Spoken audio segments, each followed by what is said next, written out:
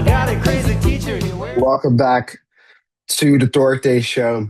I'm your host, Duarte, and you are watching the Youth Counter Revolution. The Duarte Show is now known as the home of the Youth Counter Revolution. I hope you are going to enjoy this episode, and today's episode is about the hope of Connecticut. Does Connecticut still have hope, or can it have hope? I don't know. The reason why I'm wearing shades is because the future is so bright I gotta wear shades. I'm having my own segment on the radio show on WTAC 1080, Reese on the Radio. Coming soon. Stay tuned for that. Can't wait. We're going to get everything finalized very, very soon. Can't wait for you all to watch it there as well. The Youth Council Revolution is making a new movement. We're having a new movement going on in my own city, actually. We're starting a new movement in my city. It is called Reform Waterbury. Not getting confused by a movement of, oh, we got to save trees or something like that. Even though that's very important, though, but it's a movement to fix Waterbury. And here's the logo of my beautiful, beautiful idea. Waterbury needs hope, needs a change. And I'll talk about that in a later segment of my next episode, actually, next week. And that next episode, I'm pulling up right now as we speak, but my next episode will be called um, Can Connecticut Survive 4 more years of the same old stuff? Right? It'll be short. Can Connecticut survive 4 more years? But let's talk about today's episode. I'll be on a Zoom call interview with Jonathan De Barros, and he is running for U.S. Congress. He's running for the 5th District of Connecticut. He's a Republican running against Johanna Hayes. We'll get into all that with him later. Let's talk about Connecticut, my main thing. Connecticut prices are going up. Rent is going up. Housing costs are going up. Property taxes are going up. There's a I didn't know this, but there's like a meal tax going on. It made over what $500 million, and that fund was supposed to go directly to states, not states, cities and towns, but instead the CT Democrats in power directed that money to go back into the state's general fund, causing cities and states asking where the hell my money is. Not only that, our state has recently misplaced $500,000. Maybe that's a sign it's time for a change. I'm not talking about, oh, let's vote for new state congress. Even that's very important. I'm talking about let's vote a new governor. Let's vote a new governor. Let's talk about something different. Okay. For Connecticut to keep the hope it has for a better life, a better state, a better future, we need to continue the things we're doing and stop with these political games saying vote for me, vote for me. We need we need a change of how the hell our state is being ran. From the inside, especially no more insider politics, that needs to go. Insider politics needs to go. And I think with everything that's going on in our state, I think this interview is going to be very eye-opening to all of you watching at home. I hope you enjoyed this episode. And if you haven't already, make sure you subscribe to the Duarte Show here on YouTube and on Spotify to talk about topics that are facing you in the community. We're moving on to the next segment of this episode. After that segment, we get to the interview. This is only the intro. So I hope you enjoyed this episode and have a good day.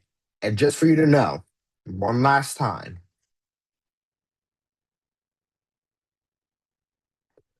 the future's so bright, I gotta wear shades. Thank you. And I'll see you on the next segment of this podcast.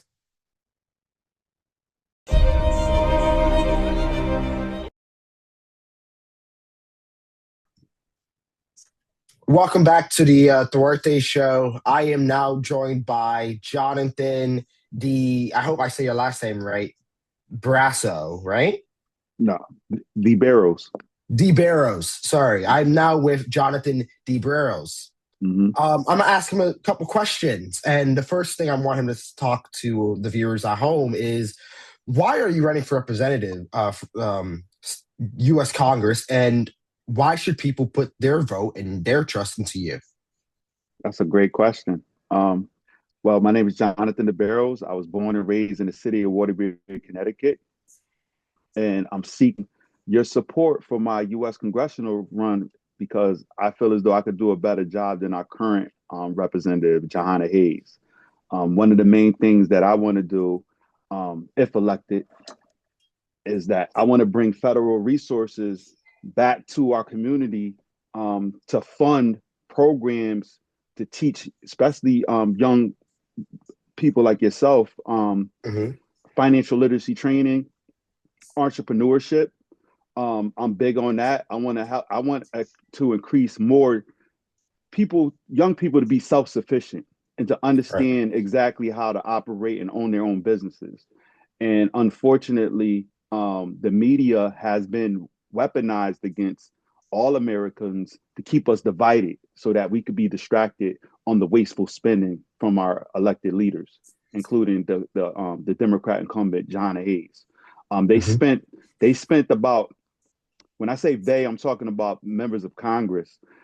They've spent over $150 billion of our tax dollars to take care of people who came to our country illegally across the border. And I'm all for legal immigration. My family comes from a West African country, which was a Portuguese colony, the Cape Verde Islands. And we know there's a lot of Cape Verdeans in the city of Waterbury. I'm a firm supporter of immigration, as is President Trump. It's just when you come across the border illegally, the people who are trying to come here the right way, they get put to the side. You got people that have Right. been on waiting lists for years and spent thousands of dollars to do it the right way, and now they're put at the back of the back of the line, while the people who came here illegally are, the red carpet is being rolled open for them, for the American dream, and they're actually giving them resources to open up their own businesses to compete against American born citizens like you and I. Hmm. So, I don't think that's fair. Like I've been in the south end of Waterbury. I spoke to bodega owners, barbershop owners, restaurant owners, and from the Dominicans, the Puerto Ricans. My wife is Puerto Rican. She Boricua. She's from the south side of Waterbury. And my wife's a registered nurse. She grew up on Edgewood Avenue. She went to Washington School. She went to Kennedy High School and graduated from Kennedy West Side. And so we're from the community. We love the people of the community. We love people from all different backgrounds. But at the same time, when I talk to the Dominicans and the Boricuas that were born and raised in our great city, they've been told that you know their tax dollars are going to be used to take care of people who just came here last year or 2 years ago, and they're giving them grants to open up businesses to compete against our own citizens. Yeah. And I don't think that's right. And that's something that I would do different. And Johanna Hayes, she's more concerned about taking care of people who came here the wrong way versus the people who have been here all this time. And that's the difference between me and her. And that's one of the main reasons why I want to run. I want to give you a voice in Washington, D.C. And also I want to help the formerly incarcerated. I want to help people who are coming out of prison that made mistakes, but they're coming back home and they want to do something positive with their lives. I think that we should provide them with some type of training so that they could be enrolled into like a vocational skill, something that'd be beneficial to them and also the community. Because Right. if people are doing something that's positive and productive, they could be contributors to society rather than becoming a burden, right? Right. That's something that I'm focused on as well. And our veterans, our law enforcement Yeah. officers, they need our backing as well. I mean, Yes, they do. yeah. So I'm big on that, and I'm looking forward to So my representing them. question is, because I've seen recently you have asked radio show host Reese from WTIC to host a debate against you and the rest of the candidates. Oh Out yeah, of all the candidates who are running, who do you think is really going to come out on top of this debate? to be honest with you, to be frank, I believe I will, because I believe that I have the strategy to actually win. Because a lot of people can have great policies, which I do, which I have, and I feel as though they may have good policy issues. But if you can't articulate your policies in a way that it resonates with the average person, where Yeah, it can motivate them enough to actually go and vote, yeah. what are we doing this here for? I mean, I started my campaign last year. I filed my candidacy with the Federal Election Commission back in March of 2025. I made my public announcement in the city of Waterbury on April. I rented out the Courtyard Marriott Hotel. I had people that came in from all over the state to support my campaign. And the reason why I made my campaign launch in the city of Waterbury is because this is the city I was born in. I was born in 1978, September 2nd, 1978, in the city of Waterbury at St. Mary's Hospital. It's very personal to me. So when I gave my campaign launch, I didn't want to do it in Brookfield or Middlebury or Hmm. Southbury. I wanted to do it where I was born and raised. Even though I don't live there anymore, I still got family. I got three sisters that still live in that city. I got aunts and uncles that still live in that city. I live in Plymouth, Connecticut, right outside the city. It's not that far. So I'm always in the city. My wife's family still lives in the city as well. And, Waterbury is very close to heart. So Yeah. I feel as though that you need a candidate that's going to actually go to the people. Last year, I did a Boricua Fest in Waterbury. When me and my wife was in the Boricua Fest. I don't do it just stop by, take a couple of pictures, just say I was there and leave. I spend the Hmm. whole day there, the whole day talking to people, explaining to people what my policies are, asking them what they want, what they need. Yeah. How would I be a good representative for you? Because some people don't even understand what I can and can't do as a congressional representative. They don't know the Yeah. difference between federal, state, and local government. And this is Yeah. what I'm bringing. I'm bringing a change to politics because I'm getting people excited about politics because I'm actually explaining to them how this thing works, how politics works, and why nothing ever changes and why people feel as though what's the point of voting? Because there's a lot of corruption in politics. And the corruption is not one-sided. It's not just in the Democrat side, it's also on the Republican side. And I'm here to expose it all. And I'm here Yeah. because we deserve transparency. And that's what Yes, I'm we here do. to do. I think, in my opinion, at least, especially in Waterbury, I live in Waterbury, Mm-hmm. and I think the two-party system in our city has failed us completely. Yes. Completely. There's no transparency in City Hall, especially Nope. now with the new mayor. No transparency at all. Yep. In my opinion, I think it's time for a new movement. I already tested it out with people in Waterbury. I was like, hey, what's your thoughts on this movement? I call it Reform Waterbury. It's a Mm-hmm. new movement that I want to do Mm-hmm. that takes part, it stems from my podcast to empower the youth and also empower our city to do more.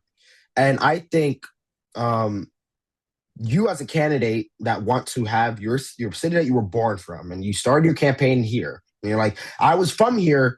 I'm not leaving y'all behind. I think that is one of the greatest things a candidate can do. Instead of just go in there and do what Ned Lamont does half the time and just stops there, takes a selfie, and is on a car going somewhere else for another 5-second event. I Yeah. think I think Connecticut needs to finally wake up to realize, okay, we got to question the people in power Yes. because if they're not doing what they're supposed to do, then hey, they need to go. Exactly. And I'm calling out the chairman of the Republican Party of Connecticut. He needs to go. Yeah, Because if you haven't been winning elections, we haven't won a federal election. When I say we, I'm talking about Republicans, we haven't won a federal election in over 20 years. And yeah, not only that, I'm the first candidate to come from the urban community to run for a federal election, and yeah. they're not even supporting me.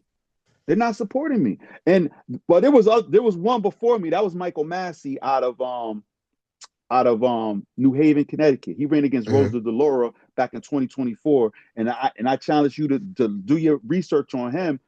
Because he actually was an inspiration for myself as well. He did time in prison for a nonviolent drug charge. He was released early from prison because of President Trump's criminal justice reform and his First Mhm. Step Act. And once he got out, he decided to go into politics, and he ran for federal office against Rosa Yeah. DeLauro, and he gave Rosa DeLauro out of New Haven, Connecticut, her toughest campaign in over 30 years. The Yeah. newspaper wrote it up, said she won by her slimmest margin in over 30 years. Do you know how much money he raised for his campaign? When they tell you you got to raise millions of dollars to run, he only raised $3,500 according to his FEC reports. But you know why he gave her toughest race? Because he Why? was from the hood. He was from New Yeah. Haven. So he was able to communicate with people that never voted before, and get Yeah. them excited about his campaign. Now, if the state party would have gave him the assistance that they give everybody else, he probably would have did a lot better, or if Yeah. not at all, he probably could have won. So because I'm getting a lot of pushback from my own party, And I because say don't listen to them. No. no, I don't. Because they're the same people who no offense to anyone. Yeah, They're the same people who I seen with my own eyes. They were pushing Bob Stefanowski after he got his behind handed to him again twice. yep, yep, They were trying to push him to run again. And he's like, yep, no, it's time for someone new. So now we have three candidates. yep. Three of them, one is Betsy McCrory, former lieutenant governor from New York, Ryan Fazio, another Greenwich baby, and then we have Aaron Stewart, someone who's from New Britain. So Yeah. I don't, honestly, I see it in the way of the party that is supposed to fight back against the Democrat Party here in Connecticut is not doing what they're supposed to do. No. And if you're going to sit here and be like, oh yeah, we got to win elections, we got to do this, but the chairman is not supporting people who can win. Exactly. And it's crazy. Exactly. Now look at these great people behind me, right? Yeah. Every kid growing up should know that the Republican Party was an abolitionist party. That was the party that fought against slavery. The Ku Klux Klan was created by the Democratic Party. The Civil Rights Bill that Martin Luther King got signed into law, it got overwhelming support from Republicans. It was the Democrats that filibustered the bill. Abraham Lincoln, Frederick Douglass, Harriet Tubman, they all were Republicans.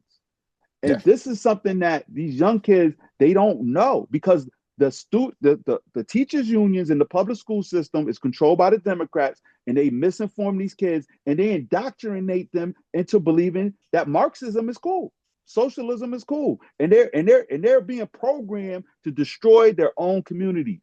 And this is something that we have to fight against. Yeah, I think in our state, which I love my state. I was born in New York, Bronx. Even though I was born in the Bronx, I love Connecticut. Right? Mm-hmm. Took me a year to get used to it, as I said on the radio. Took me a year to get used to it, but I still love my state. I want us to succeed. But the general question is, if we don't put up candidates like yourself or, my personal idea, Aaron Stewart, can we actually win in November? That's like my question to you. Do you think we can win in November? And it's not we by Republicans. I mean, we as people of Connecticut. Do you think we're able to win in November? I'm gonna tell you how we could win. And I've been telling people this for the longest. I even told Aaron Stewart this. She can't win this state by herself. No. And the reason why you could see she can't win this state by herself, because look who's the mayor of New Britain right now, Bobby Sanchez. So even the candidate that she endorsed to become the mayor couldn't even get the votes that they needed. You got the city of New Britain, 73,000 people. They got less than 5,000 registered Republicans out of 73,000 people. So somebody's not doing their job in New Britain. Now, my whole thing is I did door knocking for Jamie Vaughan for a special election to take Bobby Sanchez's seat out of the state assembly, and they couldn't even get 400 Republicans to go to the polls. So my thing is, if you want excitement and you want people to go to the polls to vote for Aaron Stewart, you need Aaron Stewart and Jonathan De Barros to be on that ticket together. Because together, if we work together, we could get things done. But if they think they're going to put somebody on that ticket that's going to ride her back thinking that she's going to be the one to get you across the finish line, you're sadly mistaken, because Ned Lamont, Johanna Hayes, Rosa DeLaura, Jim Hines, and Joe Courtney, and John Larson out of Hartford in District 1, they got plans for you. The plans are the same playbook every year. Black Yeah. churches, NAACP, Trump's a racist, all this nonsense. And you Yeah. got a whole milk toast ticket of people who ain't gonna go in the cities. They think Yeah. Aaron Stewart is the savior. Aaron Stewart ain't the savior. She couldn't even save New Britain. So I'm just telling you, I like Aaron Stewart. I think she got a possibility to win if she joins with me, if we work together. But if they think they're gonna alienate me to keep me off the ticket because I'm not the favorite, I'm not part of the establishment. They're trying to push a guy that just came into the race this year. His name is Christopher Shea. He's a naval SEAL, and I applaud him for his service. Thank you for your service, as I will continue to say, 30 years of service. But just because you got a great service record doesn't mean you're a good candidate for the 5th district. He's programmed. He's someone who is trained to take orders. And I'm just telling you, and you're from Waterbury and you're a young voter. Is him just being a naval SEAL enough for you to go to the polls and just vote for him just because of that? No. Exactly. That's not going to change the mindset. The reason why I started campaigning last year, I got a year head start, was because I'm dealing with over 60 years of brainwashing. Our people have been brainwashed into believing that Republicans are racist and all white Republicans are racist, to the point where just because you're a Republican, they don't even want to listen to you. So I had to start a lot earlier. And the reason why I'm able to even get their attention is because a lot of them know me. They know I'm from the community. They know my backstory. And they appreciate the fact that I'm giving back to the community. And I don't even shy away from my past. You could get into it if you want to here. Like, I don't hide nothing. Like, I'm an open book, very transparent, because my story is a story of redemption. Right? I don't care who you are, because God could choose who he wants. Yes. To Amen. do his work. So my main question is for you. People feel like everything is just getting more expensive, especially now with the I haven't gotten more into it, but now with the war in Iran happening in the Middle East, what is your actual plan to lower cost here in District 5, and not only that, across the country? Well, my main plan would be, I want to create a bridge to success, right? Because even prior to the fact that we got 200,000 illegals currently residing in our state, in the state of Connecticut, we spent about $1.9 billion of our tax dollars to take care of these illegals. We got 200,000. Now you think about this. The rents, everybody rent jumped up, right? Because they said we got a housing shortage. But when you add 200,000 people unexpectedly to the housing market, it's going to naturally create an increase in people's rents, and that's what's happening. So what I would do is I would definitely be actively working and cooperating with ICE, my ICE agents, my federal law enforcement agencies, and the community, because our state, the state of Connecticut, Attorney General William Tong, and our governor Ned Lamont has actively been working against the federal government. They are violating our constitutional laws, because they're protecting the illegals over American citizens, and they're jeopardizing their safety. We just found the MS-13 gang member in the city of Waterbury just got arrested. He was wanted in El Salvador for murdering a priest. So that right there alone, me working with ICE to find these people to get them out of our system, is gonna drastically reduce the costs, the burden on a lot of us here. But one of the main things that I want to do, though, even prior to the 200,000 illegals that we're paying for, we already had a problem of our state being a welfare state. Everybody knew Connecticut's the place to go if you want to get Section 8 easy, you want Medicaid easy, you want SNAP benefits easy, just come to Connecticut. And then you can stay on it for life and pass it down to your kids. So I want to create a bridge to success in which there's going to be a federal job training program that I want to promote. Whereas anybody that's on government subsidized programs that's federally funded, they have to be like SNAP, Section 8 housing, Medicaid, whatever it is that's federally funded, they have to be enrolled in a mandatory job training program. And this job training program is going to have an aptitude test in which they have to take to find out exactly where they fit and what type of career development we could guide them towards, right? And we're going to use federal funding to guide them in the right direction. But they're going to have a cutoff rate, a 3-year window to get themselves together. And if they don't participate in this program, they get cut off. And not only, and I'm not talking about people that are handicapped, disabled, that can't work. Or the elderly, the seniors. I'm talking about the ones who are able-bodied, but they've just been freeloading on the system for far too long. We're going to get them to work. We're gonna give them the tools that they need so that they could be successful. And then, we take it from there. But another thing, President Trump with the Platinum Plan. Now, his Platinum Plan was a contract with Black America that he was running on in 2020 with Mike Pence. And in this bill, Senator Tim Scott came up with economic opportunity zones. The economic opportunity zones, see, people got to think, this is the thing. A lot of people get misinterpret what DEI hire is, right?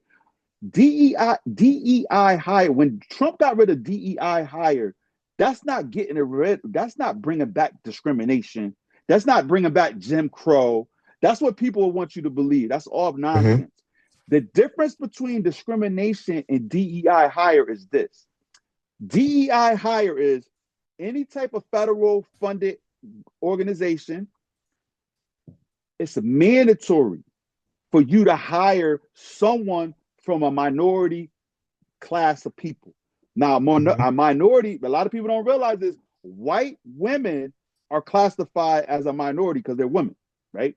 So a lot of white women benefited from DEI hire more so than anybody else. So you got women, you got gay, the homosexual community listed. You got also anybody of color is listed in this. So if someone, let's say you're flying on an airplane, right? Yeah. And you find out you're going to Japan, and you got a pilot that has been flying to Japan for 30 years successfully. And then you got somebody that just said, yo, this is my first time flying, never flew before, but I'm gonna be a pilot. Right? But you got a choice to decide whose plane you want to get on. You're gonna get on the guys who got the experience, right? Yeah. So now with DEI hire, it forced government agencies to have to find people to fit this description. So if a white person, especially a white male, applied for that same position, but they were qualified for the position, they got the experience, they got the education, they couldn't hire that person because they had to meet a quota. So what they would do is they would reduce the standard. Now, I'm not saying don't take this as I'm saying this, because I'm not saying that Black people or Hispanic people or gay people are less intelligent than white people. I would never say that. That's foolishness, right? But what I'm saying is that if they're not having people that's qualified applying for those positions, but they do have some people. They do have some people. Hold up, my AirPod died. You hear me? Yes. All right, hold on. Now, what you call it, died. I got a freaking. So sorry about that. I gotta put you on speaker.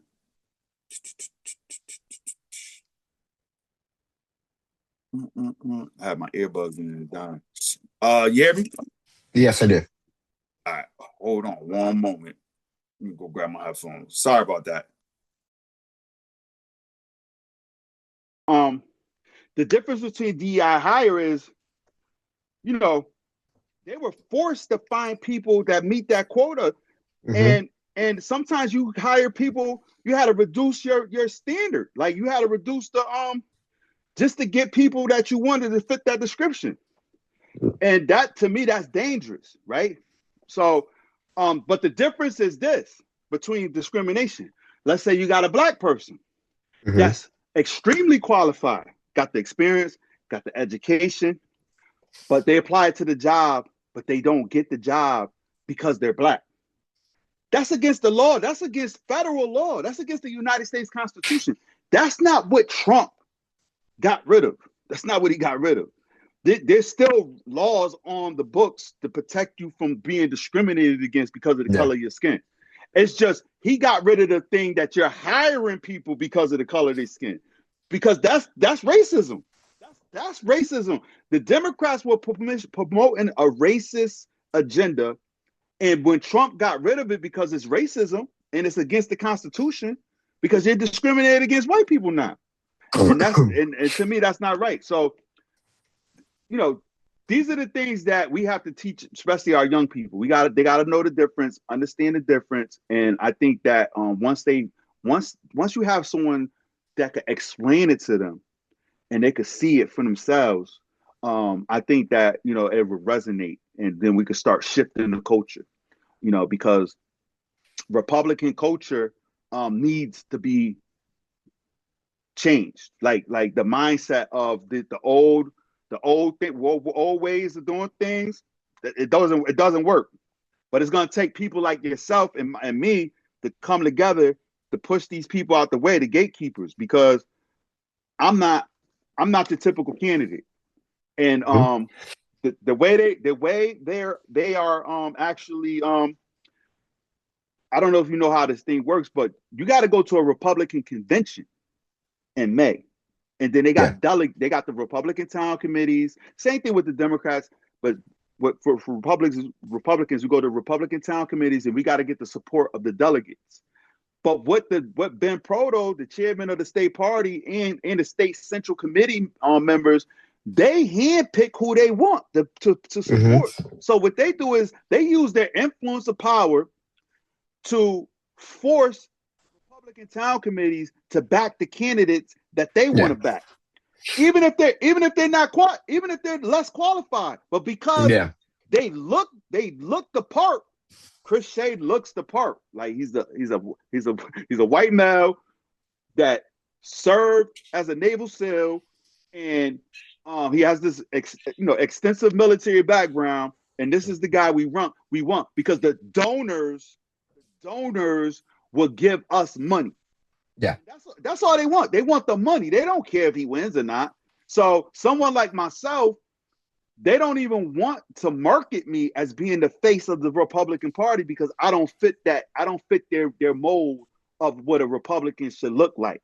Yeah, and that's why they keep losing, because they still stuck in back in 1965, and it doesn't work like that no more. So and that's why Trump was so successful. Trump got 12% of the black vote in 2020, and in 2024 it doubled to 24% because Trump was hanging out with 50 Cent, Tony Yayo, G Unit. Like Trump is from New York. He's a New Yorker. Like that's why the Bronx rally was so successful, the Madison Square Garden. But the thing is, these Republicans in Connecticut was trying to capitalize off of Trump's success, but it didn't work because you didn't put in the work that he does. You guys do nothing that Trump has done in his campaign. The Republicans in Connecticut, they do the opposite. Yeah. You know, they do the opposite of what Trump does, expecting the results that Trump gets, which is mind-blowing to me. I think the Republican Party of CT has a problem. I'm already getting comments on my post I posted on Waterbury Talks about, hey, I'm going to have a new movement, might make it a new party for Waterbury. And already a lot of people, about 40-something people are always like, I'm on board. I'm ready for the change. Do you think the tides are going to change on the Republican Party here in Connecticut and something new might just pop out of nowhere? It's me. And now you form a party, but what you do is you back me, because now you find the candidates. The reason why I'm gun ho on taking the Republican Party back is because I know the history of the party, and I know the people. I know the people that are in this party now, controlling the party. They don't have no respect for the history because they have Lincoln dinners and Frederick Douglass dinners, and I don't see no black people at these dinners. So they don't have no respect, because if they had the respect of our ancestors that fought since the American Revolution, Crispus Attucks, that was the first. He was the first one to get killed during the Boston Massacre. He was a black man that stood up against the British, right? So we had numerous American heroes who were black Americans that fought against the British during the American Revolution. Yep. So when I got my 1776 hat or my 1776 shirt, I know why I'm wearing it. I know that our founding fathers wasn't just white men. Our founding fathers were Native American. Our founding fathers were black Americans and white Americans, because you had Native Americans that fought on the side of George Washington too against the British. Yeah. I think we're seeing a tide change in Connecticut. I personally believe that Netherlands doesn't have enough time in office. I think he's going to be gone soon, hopefully, if we do the right stuff.